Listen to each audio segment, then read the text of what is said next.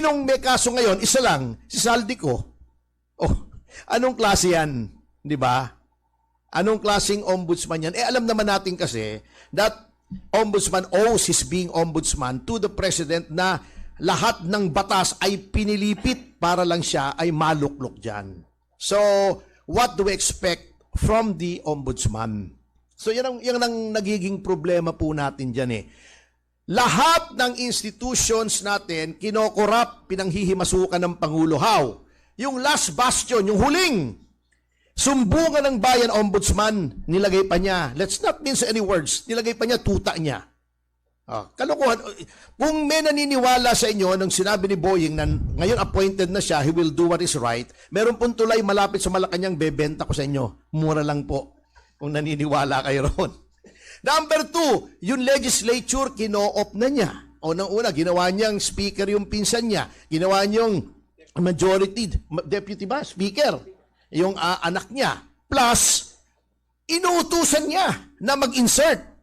One prerogative ng legislature yun. Pati judiciary, pinanghihimasukan na niya. Can you imagine the ombudsman and the president being one in saying, bago magpasko, may makukulong na.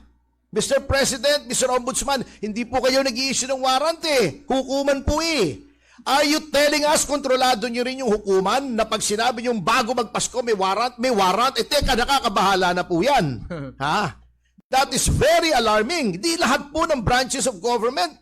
Ha? Inyo ng executive, Mr. Marcos, inyo pa ang legislature, inyo pa rin ang judiciary. Bata mo pa rin na sa ombudsman.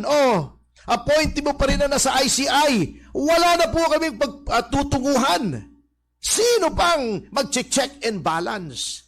Yan po ang nakakaalarma sa ginagawa. Number 1, yung education now. For the first time, pumasok sa standard. Ngunit tingnan nyo mabuti tingnan nyo mabuti. Kasi niloloko po tayo. Last budget, alam nyo yung pagkasniki nitong gobyernong ito.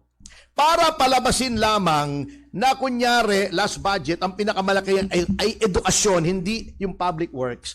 Yung budget ng PNPA, sinama nila, kinompute nila sa education. Sa DILG yun eh. Hindi naman sa DepEd yun eh. Yung budget ng PMA, sinama nila sa education, sa DND yun eh. Hindi naman sa DepEd yun, pero para lang palabasin na mas malaki education kesa sa DPWH, sinama nila yun nung kinompute nila, kita nyo, education, no? Nung tinignan ko, teka muna, bakit pati PMA at saka PNPA? May mga sariling departamento yan. Kaya tignan pa rin natin, Prof, baka pinaglululuko tayo yung mga taong yan,